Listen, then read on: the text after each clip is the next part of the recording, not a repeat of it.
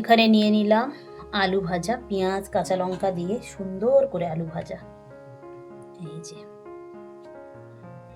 এরপরে দিলাম একটা মাছ ভাজা, 2-3 পিস কলা, কলা ভাজা। এরপরে দিয়ে দিচ্ছি এখানে ভুঁড়ি আলু ভাজা, মানে বট আলু ভাজা।